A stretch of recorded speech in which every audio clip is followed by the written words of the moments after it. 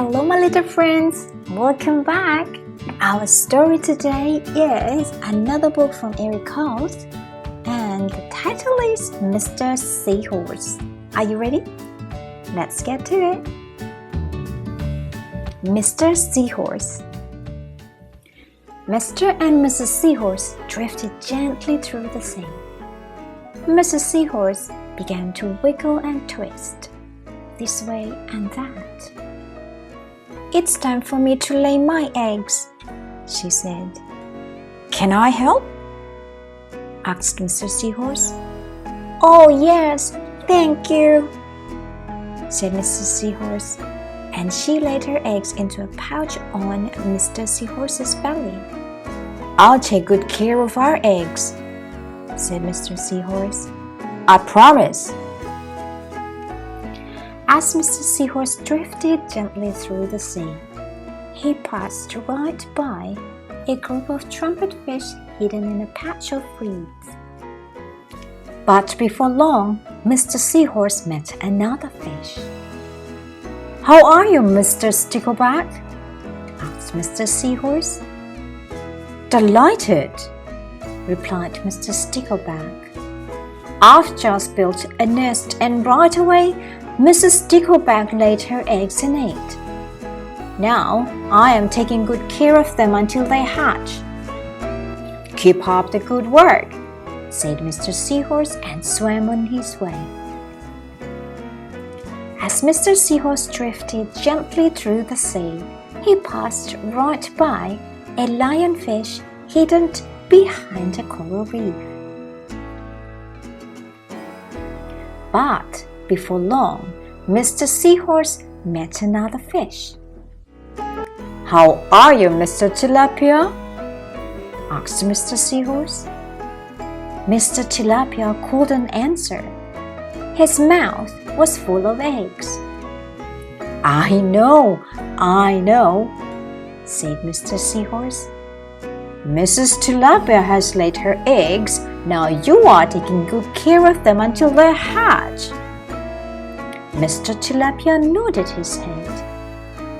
"You must be very happy," said Mr. Seahorse and swam on his way. As Mr. Seahorse drifted gently through the sea, he passed right by a pair of leaf fish hidden among the seaweed. But before long, Mr. Seahorse met another fish. "How are you, Mr. Curtis?" asked Mr. Seahorse. "Perfectly fine," replied Mr. Curtis. "Mrs. Curtis laid her eggs and I have stuck them on my head. Now I am taking good care of them until they hatch." "You are doing a good job," said Mr. Seahorse and swam on his way. As Mr. Seahorse drifted gently through the sea, he passed right by a stonefish hidden behind a rock. But before long, Mr. Seahorse met another fish. "How are you, Mr. Pipe?" asked Mr. Seahorse. "Couldn't be better," replied Mr. Pipe.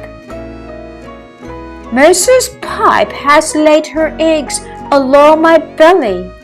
Now I am taking good care of them until they hatch."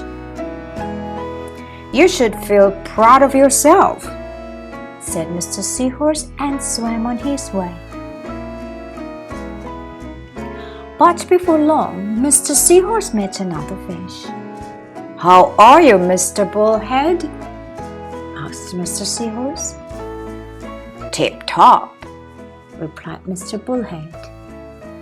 "Mrs. Bullhead laid her eggs. The eggs hatched. Now I'm babysitting." "You are doing a great job," said Mr. Seahorse and swam on his way. The time had come for the seahorse babies to be born.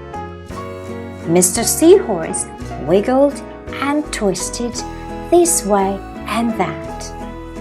At last, the babies tumbled out of Mr. Seahorse's pouch and swam away. One baby turned around and tried to get back into the pouch. "Oh no," said Mr. Seahorse. "I do love you, but now you are ready to be on your own." I hope you enjoyed the story, and bye for now.